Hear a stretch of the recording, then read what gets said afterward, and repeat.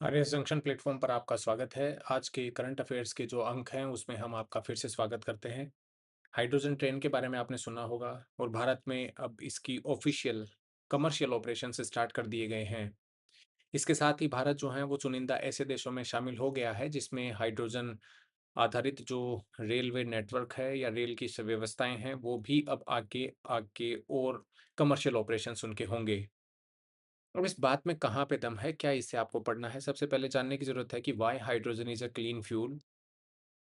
Sustainable जो mode of transport है, उसमें हम क्या कर सकते हैं? जो सस्टेनेबल मोड ऑफ ट्रांसपोर्टेशन है, उसके कारण रेलवे को और क्या फ़ायदा होगा? इसी तरीके से ये मतलब हाइड्रोजन फ्यूल की ट्रेन्स किस प्रकार कार्य कर रही हैं, ये आपको समझाने की हम कोशिश करेंगे। कौन-कौन सी टेक्नोलॉजी जैसी हैं, मतलब किस प्रकार के ईंधन भारतीय रेल को चलाने में इस्तेमाल होते हैं? वो भी हम आपको बताएँगे। तो देखिए, भारत में जो पहली हाइड्रोजन ट्रेन है, अब वह है 90 किलोमीटर के एक सेक्शन जो कि जिंद से सोनीपत का सेक्शन है हरियाणा में, वहाँ पर चलेगी। इसमें करीबन 10 कोचेज़ हैं, मतलब साफ है कि ये वर्ल्ड की लॉन्गेस्ट और powerful broad gauge hydrogen train है, जहाँ पर करीबन 30 टू 100 मतलब जो किलोवाट की क्षमता इस ट्रेन में रहेगी। इसकी वजह से ये मोस्ट पावरफुल जो हैं, वो वर्ल्ड की ट्रेन भी हाइड्रोजन ट्रेन बताई जा रही है। आपको पता होना चाहिए, ये ट्रेन इसलिए भी इम्पोर्टेंट हो जाती है क्योंकि ट्रेडिशनल जो डीज़ल इलेक्ट्रिक लोकोमोटिव्स होते हैं, उसमें फ़ॉसिल फ्यूल जब बर्न होता है, तो उसके साथ में कई प्रकार के पोल्यूटेंट्स जो कि पार्टिकुलेट मैटर या फिर नाइट्रस ऑक्साइड इत्यादि उनसे रिलीज़ होते हैं। हालाँकि ये जो हाइड्रोजन ट्रेन होती है, उसमें इस प्रकार के कोई भी पोल्यूटेंट वगैरह जो हैं, वो बाहर नहीं आते। वाटर वेपर के ही एक तरह से या फिर हीट ही बाहर आती है। एक अगर बात करें भई 2600 जो पैसेंजर हैं उसमें एक साथ ट्रैवल कर सकते हैं और इसकी मैक्सिमम स्पीड 110 किलोमीटर प्रति आवर बताई गई है। इस सेक्शन पे करीबन 75 किलोमीटर प्रति आवर की इसकी स्पीड रहेगी। इसमें जो टेक्नोलॉजी इस्तेमाल करी गई है उसको हम बताएँ उससे पहले थोड़ा-सा हम आपको बता देते हैं क्यों हाइड्रोजन को जो है एक क्लीन फ्यूल माना जाता है। तो आप ये बता सकते हैं क्लीन फ्यूल इसलिए है क्योंकि जब इसकी केमिकल रिएक्शन ऑक्सीजन से होती है तो यह ग्रीन हाउस गैसेस तो कुछ भी प्रोड्यूस नहीं करता और केवल वाटर वेपर ही प्रोड्यूस करता है। वाटर वेपर में किसी प्रकार का कार्बन नहीं होता या किसी प्रकार के पोल्यूटेंट नहीं होते, चाहे वो कार्बन डाइऑक्साइड हो, चाहे वो नाइट्रस ऑक्साइड हो, चाहे वो कार्बन मोनोऑक्साइड या अन्य पार्टिकुलेट मैटर। इसके लिए जो है हाइड्रोजन को क्लीनेस्ट फ्यूल माना जाता है। तो मतलब साफ है कि पहला जीरो एमिशन इसमें होते हैं क्योंकि जब भी हाइड्रोजन को बर्न किया जाता है या एक फ्यूल सेल से पास किया जाता है तो इसमें इलेक्ट्रिसिटी जो है वो जनरेट होती हैं और water vapour he only by product इसका निकलता है। हाइड्रोजन हाई एनर्जी डेंसिटी भी एक तरह से प्रदर्शित करता है जिसकी वजह से इसकी एनर्जी जो एफिशिएंसी है वह हाई रहती है। तो कहीं पर आपसे अगर पूछा जाए ना कि भाई hydrogen although has a clean energy source but has a low energy content या लो एनर्जी एफिशिएंसी, वहाँ पर आप उस ऑप्शन को गलत कर दें। जब हमसे बात होती है कि भई और किस प्रकार के हाइड्रोजन हैं, तो आप बताएँ? ग्रीन हाइड्रोजन यानी क्लीनेस्ट और मोस्ट सस्टेनेबल फ़ॉर्म इसकी मानी जाती है। इसको इलेक्ट्रोलिसिस की प्रक्रिया के द्वारा जो है वो बनाया जाता है। जब हम बात करते हैं इलेक्ट्रोलिसिस की प्रक्रिया, तो यह भी एक ऐसी प्रक्रिया है जिसमें कि वाटर जो है वो सेपरेट किया जाता है ऑक्सीजन में और हाइड्रोजन में और इसकी जो प्रोसेस होती है वो इलेक्ट्रोलिसिस की प्रक्रिया होती है। तो इलेक्ट्रोलिसिस की प्रक्रिया बेसिकली एक इलेक्ट्रोलाइज़र में होती है जो कि एक मतलब फ्यूल सेल के रिवर्स की तरह एक तरह से कार्य करता है। बाय हाइड्रोजन की ही अगर हम बात करें ट्रेडिशनल जो प्रैक्टिसेस हैं या फिर थर्मल जो प्रैक्टिसेस हैं, उसके द्वारा हाइड्रोजन कैसे प्रोड्यूस होती है, तो आप ये बताएँ? थर्मल प्रोसेसेस के द्वारा जो हाइड्रोजन का प्रोडक्शन होता है, उसमें स्टीम को रिफ़ॉर्म किया जाता है, जो कि एक तरह से हाई टेम्परेचर प्रोसेस है, जिसमें स्टीम जो है वो हाइड्रोकार्बन के फ्यूल से रिएक्ट करती है और हाइड्रोजन प्रोड्यूस करती है। कई सारे हाइड्रोकार्बन फ्यूल इस प्रकार से रिफ़ॉर्म किए जाते हैं, जिसकी वजह से hydrogen, natural gas, diesel, renewable liquid fuels, gasified coals, gasified biomass इत्यादि जो हैं वो बनाए जा सकते हैं। करीबन-करीबन आज की 95% जो हाइड्रोजन है, मतलब इस वर्तमान समय में बनाई जा रही है, वह इस प्रकार से स्टीम को रिफॉर्मेशन का जो प्रोसेस है नेचुरल गैस की, उसके द्वारा ही प्रोड्यूस होती है। इलेक्ट्रोलिसिस के द्वारा भी जो हैं, वो कई सारे फ्यूल जो सेल्स होते हैं, उसमें हाइड्रोजन को प्रोड्यूस किया जाता है। सोलर ड्रिवन जो प्रोसेसेस होते हैं, उसमें लाइट बेसिकली एक हाइड्रोजन प्रोडक्शन के लिए एजेंट के तौर पर ये सोलर ड्रिवन प्रोसेसेस इस्तेमाल होती हैं, जहाँ पर लाइट जो है वो हाइड्रोजन का प्रोडक्शन का एजेंट मानी जाती हैं। कई प्रकार की सोलर ड्रिवन जो प्रोसेसेस हैं, जिसमें फोटोबायोलॉजिकल, फोटो इलेक्ट्रोमैकेनिकल या फिर सोलर थर्मोकेमिकल, ये प्रोसेस भी जो हैं वो सोलर ड्रिवन ही होती हैं। फोटोबायोलॉजिकल प्रोसेसेस में नेचुरल फोटोसिंथेटिक एक्टिविटी जो बैक्टीरिया की या ग्रीन एल्गी की होती हैं, उसके द्वारा हाइड्रोजन को प्रोड्यूस किया जाता है। फोटो इलेक्ट्रोकेमिकल प्रोसेसेस में स्पेशलाइज्ड जो सेमीकंडक्टर्स होते हैं, उनके द्वारा वाटर को हाइड्रोजन और ऑक्सीजन में सेपरेट करने का प्रयास किया जाता है।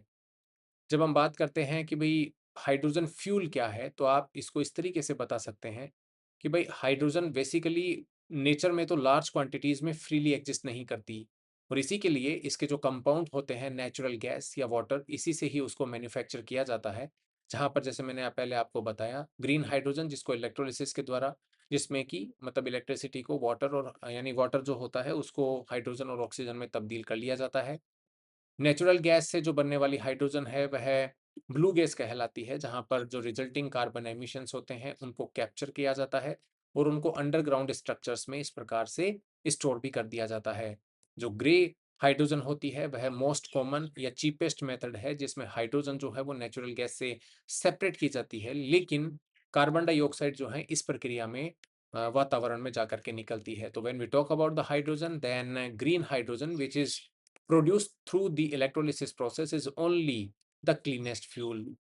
अब बात आती है कि भाई कैपेसिटी जो 2600 पैसेंजर्स की है, वह करीबन आपने देखा होगा पिछले 12 साल से जो रैपिड इलेक्ट्रिफिकेशन चल रहा है हमारी रेलवे का, उसमें जो है एक और आगे हमने फ्यूल का टाइप जोड़ा है, जहाँ पर अभी फ़िलहाल जो हमारी स्थिति है, यानी अगर हमने 1925 में जो ट्रेन्स का ऑपरेशन स्टार्ट हुआ था, तब से लेकर के अगर 2010 के आसपास तक देखें, तो करीबन 25% के आसपास जो हमारा ट्रेन के ट्रैक्स थे ब्रॉड गेज के, वो इलेक्ट्रिफाइड हुए थे। लेकिन अब यह प्रतिशत करीबन 99% पहुँच चुका है ब्रॉड गेज में। लेकिन जो भी अभी मतलब छोटी लाइनें हैं या जहाँ पर जो हैं वो इलेक्ट्रिसिटी का ट्रैक पॉसिबल नहीं है, वहाँ पर ये हाइड्रोजन ट्रेन्स या फिर जो बैटरी आधारित जो ट्रेन हैं, ये काफ़ी एक बड़ा रोल प्ले कर सकती हैं सस्टेनेबल मॉडल को एन्श्योर करने के लिए। आप मान के चलिए 99% अगर हमने इलेक्ट्रिफ़िकेशन किया है अगर ट्रैक्स का, तो इस समय जो भी बढ़ी हुई तेल की प्राइसेज़ हैं, जिस हिसाब से जियोपॉलिटिकल क्राइसिस एक के बाद एक आ रहे हैं, मान के चलिए क्या स्थिति होती या रेलवे का जो ट्रैवल है वह किस तरीके से हो जाता, रेलवे के ऑपरेशंस को कंटिन्यू कर सकते थे कि नहीं?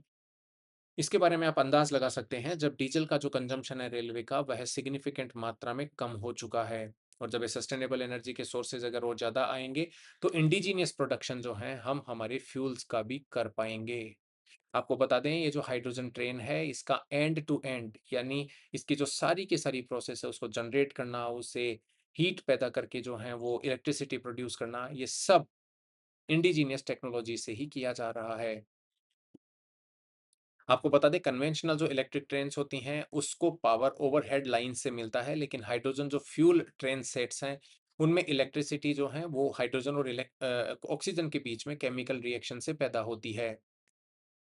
आपको बता दें कि जैसे मान लो एटमॉस्फेयर में जो ऑक्सीजन है उसका तो इस्तेमाल कर लिया जाता है, लेकिन हाइड्रोजन जो है यहाँ पर सिलिंडर्स के माध्यम से इसमें अवेलेबल करवाई जाती है। हाइड्रोजन जो फ्यूल कार है उसमें एक छोटा हाइड्रोजन पावर प्लांट यानी स्मॉल पावर प्लांट है, जो कि proton exchange membranes fuel cell के फॉर्म में जो है वो ट्रेन्स में होता है। हाइड्रोजन ट्रेन के जो सिलेंडर होते हैं उसमें स्टोर की जाती है और जो एटमॉस्फेरिक ऑक्सीजन है उससे ऑक्सीजन का इस्तेमाल करके फिर जो है इलेक्ट्रिसिटी प्रोड्यूस की जाती है, जिसकी वजह से ट्रैक्शन मोटर्स पावर्ड होती है और उसकी वजह से व्हील्स घूमना स्टार्ट कर देते हैं। एक तरह से डायरेक्ट पाई प्रोडक्ट जो है जैसे मैंने पहले भी आपको बताया था, वाटर वेपर और हीट ही इसमें निकलता है। तो जैसे प्रोसेस की अगर मैं बात करूं, तो hydrogen plus oxygen is equals to electricity plus water vapour और उसके बाद में ट्रेन का मूवमेंट। तो एक तरह से ये मैजिक यहाँ पर है।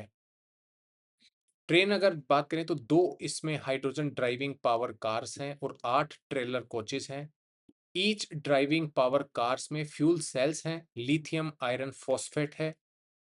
एक क्वेश्चन जो लोगों के दिमाग में है कि भाई हाइड्रोजन चूंकि खुद ही एक फ्लेमेबल गैस है, तो अगर मान लो कोई सिक्योरिटी रिलेटेड क्या इसमें डायमेंशंस रहेंगे, सबसे बड़ी बात यहाँ पर भी आती है।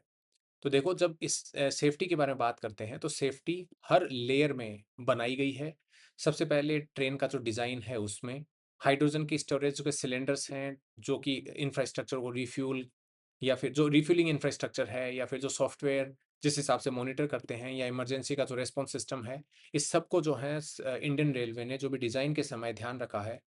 तो एक तरह से सिंगल प्रोटेक्टिव मेजर की बजाय इंडियन रेलवे ने एक internationally accepted principle of defence उसके ऊपर ध्यान दिया है, जहां पर मल्टीपल इंडिपेंडेंट सेफ्टी सिस्टम जो है वो इन प्लेस रहेंगे, जो कि कंटिन्यूअस मॉनिटरिंग, वेरिफिकेशन और प्रोटेक्शन का कार्य करेंगे, जहां पर हाइड्रोजन स्टोरेज, हाइड्रोजन के ट्रांसफर और हाइड्रोजन के यूटिलाइजेशन तीनों को ध्यान में रखा जाएगा। इसमें जो हाइड्रोजन का डिटेक्शन है वह हर जगह होगा। ट्रेन और प्लांट को डिवाइसेस में फिट किया गया है जो कि हाइड्रोजन के लीक को मतलब पहचानने में, जो भी अगर कहीं पर अनयूजुअल कोई हीट निकल रही है उसको, या फिर कहीं पे फ्लेम्स आ रही हैं, कहीं से स्मोक आ रहा है, तो उसको वो तुरंत डिटेक्ट कर पाएंगे और विद इन सेकेंड्स जो है ये समस्या को कैच किया जा सकता है। इसी के साथ नॉन स्टॉप वेंटिलेशन भी इसमें मतलब रखा गया है, जिसकी वजह से ट्रेन्स जो हैं वो उनमें एयर हमेशा रोटेट होती रहे। अगर एक छोटी सी अमाउंट भी हाइड्रोजन अगर लीक हो जाती है तो फिर ये जो है इतने बड़े एयर वेंटिलेशन में तुरंत ओपन एयर में जा सकती है, जिसकी वजह से इनफ्लेमेबिलिटी कॉज नहीं होगी। इसी के साथ इसमें ऑटोमेटिक शट ऑफ सिस्टम भी दिया गया है कि अगर इस प्रकार की अनयूजुअल इंसिडेंट, जिसमें मैंने आपको बताया था हाइड्रोजन लीक की इंसिडेंट, अनयूजुअल कोई हीट, फ्लेम, स्मोक इत्यादि अगर होता है, तो फिर सिस्टम जो है ऑटोमेटिकली हाइड्रोजन की सप्लाई को अपने आप ही काट देगा और इसके साथ जो है वो ट्रेन भी रुकने के चांसेस हो जाते हैं। तो हाइड्रोजन ट्रेन की जो एक पॉसिबिलिटी है वो इस तरीके से आपको समझनी चाहिए। अब बात आती है कि भैया इसकी वजह से होगा क्या इंडियन रेलवेज में? तो इंडियन रेलवे के लिए एक बहुत बड़ी जो है वो स्टेप मानी गई है हाइड्रोजन की ट्रेन, और इसलिए भी स्टेप मानी गई है क्योंकि जिस हिसाब से इसकी कैपेसिटी है, रूट्स का चयन है, आगे आने वाले समय में जो है ये भारत के लिए एक बहुत बड़ा दरवाजा खोल सकती है, क्योंकि हम हमारे रेलवे ट्रैक्स का तो हमने इलेक्ट्रिफिकेशन कर दिया, लेकिन अभी भी कई सारे ऐसे ट्रैक्स हैं जो कि या तो सेंसिटिव लोकेशन से गुज़र रहे हैं, एनवायरमेंटल वहाँ पर हज़ार्ड हैं, या फिर मतलब अगर बात करें तो माउंटेनियस जियोग्राफ़ीज़ या फिर फ़ॉरेस्ट एरियाज़ इनसे निकल रहे हैं, तो वहाँ पर इलेक्ट्रिफ़िकेशन करना बड़ा मुश्किल और टेढ़ा खेल हो जाता है। तो वहाँ पर ये अल्टरनेटिव फ्यूल जो है वो बड़ा काम आ सकता है, क्योंकि इससे एमिशन जो है वो किसी प्रकार का नहीं है। इसलिए भी जो है ये प्रोसेस काफ़ी स्ट्रॉन्ग मानी जाती है, एनवायरनमेंट के लिए सस्टेनेबल तौर पर मानी जाती है। हम आपको ये भी बता दें, जब आप हाइड्रोजन ट्रेन के बारे में बात करते हैं तो एक तरह से आप ये मान के चलिए केवल और केवल ये रेलवे का ही मामला नहीं है, ये सेफ इंफ्रास्ट्रक्चर, इंफ्रास्ट्रक्चर के क्रिएशन, बाकी के लॉजिस्टिक जो हमारी सप्लाई साइड हैं, या फिर हाइड्रोजन का अन्य जगह पर इस्तेमाल कैसे हो सकता है वो पॉसिबिलिटीज़ भी ओपन अप कर सकता है। हाइड्रोजन अभी भी एक तरह से नेसेंट स्टेज पर है, जहाँ पर जर्मनी, चाइना या फिर यूएस ऐसे जो देश हैं वो या तो कमर्शियल ऑपरेशन या टेस्टिंग फेज में उनके वहाँ पर हाइड्रोजन ट्रेन्स हैं। तो एक तरह से भारत भी विश्व में ऐसे देशों में शुमार हो सकता है जिसमें मतलब we have a good amount of hydrogen technology which is used at scale, और हम जो हैं वो टेक्नोलॉजी को बाहर भी एक्सपोर्ट कर सकें। अगर हम स्टोरेज प्रोडक्शन से लेकर के ट्रांसमिशन से लेकर के स्टोरेज और यूटिलाइजेशन इसका अगर इंफ्रास्ट्रक्चर बिछाने में हमारी अगर महारत हासिल हो जाएगी, तो हम लो कॉस्ट सॉल्यूशन भी पूरे विश्व को दे पाएंगे, क्योंकि आजकल हर जगह पर क्लीन फ्यूल की डिमांड है। और जिस हिसाब से जियोपॉलिटिकल क्राइसिस हो रहे हैं, लोगों की फ़ॉसिल फ्यूल पर जो डिपेंडेंसी है या उसके ऊपर जो ट्रस्ट है, क्रेडिबिलिटी है, उस वो भी धीरे-धीरे कम होती जा रही है। जिस हिसाब से क्लाइमेट एमिशंस या जो क्लाइमेट रिलेटेड गोल्स हैं, वहाँ पर भी हमने देखा होगा काफ़ी दिक्कतें लोगों को आ रही हैं, तो क्लाइमेट रिलेटेड एमिशंस भी एक तरह से बाहर बाद जो अन्य इकोनॉमीज़ हैं, उनको भारत की इकोनॉमी की तरफ खींच सकते हैं। तो ये आप प्रोजेक्ट का इम्पोर्टेंस इस तरीके से समझिए। फुटबॉल का जो वर्ल्ड कप चल रहा है उसमें आपने एक मतलब डिस्प्यूट देखा होगा।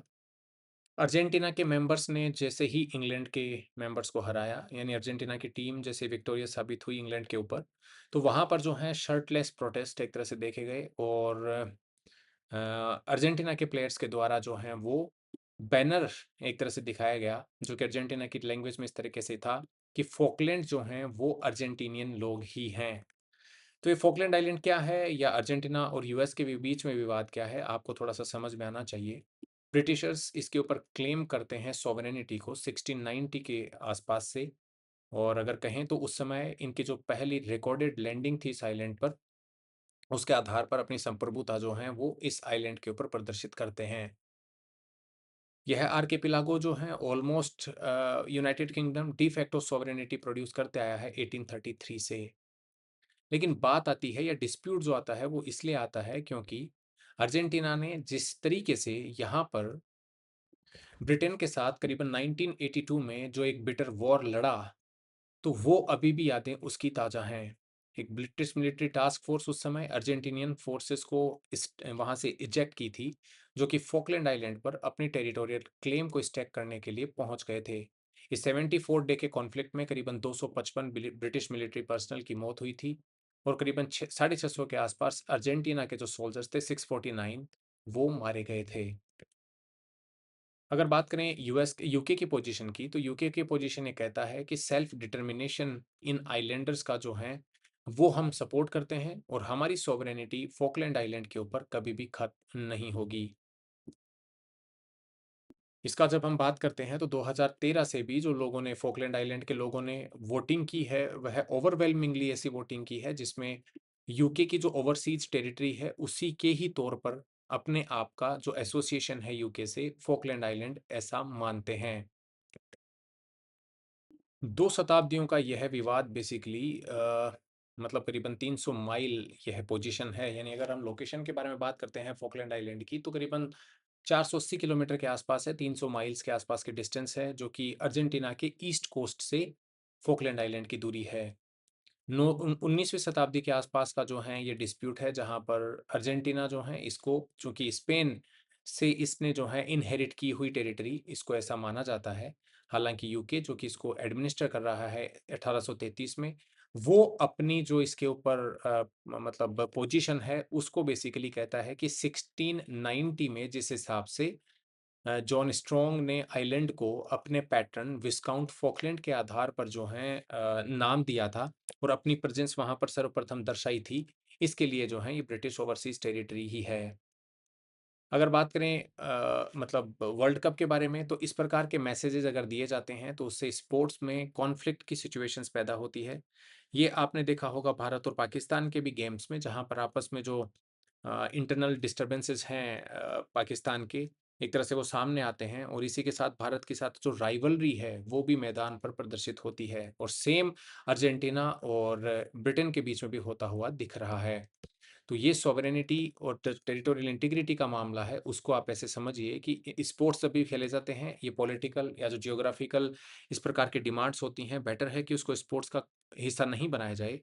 फॉकलैंड आइलैंड के ऊपर जो भी मतलब जियोग्राफिकल इसकी लोकेशन है, क्या क्या स्थितियां रही हैं, why UK and Argentina fought a war, या फिर वैसे यहाँ पर किस प्रकार के वोटिंग प्रोसेस हुई, किसने किसके पक्ष में रहने के बारे में बात करी, ये थोड़ा सा आपको समझ में आना चाहिए। ये जो हम आपको टॉपिक समझाते हैं, उसका मेन मकसद हमारा ये है कि आपको किसी भी टॉपिक को एंटायरिटी में समझाया जाए। ये काम पीपीटीज़ के द्वारा भी हो सकता है, लेकिन पीपीटी में कई सारी चीज़ें जो हैं वो कवर नहीं हो पाती, या उसको एक तरह से प्रॉपर फॉर्मल सिस्टम में ही पढ़ाया जाता है। तो इस प्रकार के लेक्चर्स को आप जब भी चाहें, बस you need to plug in earphones में भी, और keep the phone on loud speaker if there is no other disturbance, या फिर किसी और को कोई डिस्टर्बेंस कॉज़ ना हो, और ये टॉपिक आप समझें, उसके बारे में जो आपका ओपिनियन है वो बिल्ड करने की कोशिश करें। किस प्रकार का आपका ओपिनियन होना चाहिए, कैसे आप सवालों के जवाब दे सकते हैं, मेंस में कैसे आप टॉपिक्स को ज़्यादा एक्सपेंड कर सकते हैं, उसमें डाइवर्सिटी ला सकते हैं। इंटरव्यू में अगर जाते हैं तो इंटरव्यू में कोई भी टॉपिक अगर पहले से पता है, उसका ओपिनियन कैसा होना चाहिए, एडमिनिस्ट्रेशन की क्या-क्या रिस्पॉन्सिबिलिटी हैं, कहाँ-कहाँ पर चैलेंजेस हैं, कहाँ पर अपॉर्च्युनिटीज़ अवेलेबल हैं, स्टेट्स स्पेसिफिक क्या किस प्रदेश में हो रहा है, क्या हम उस मॉडल को अपना सकते हैं क्या?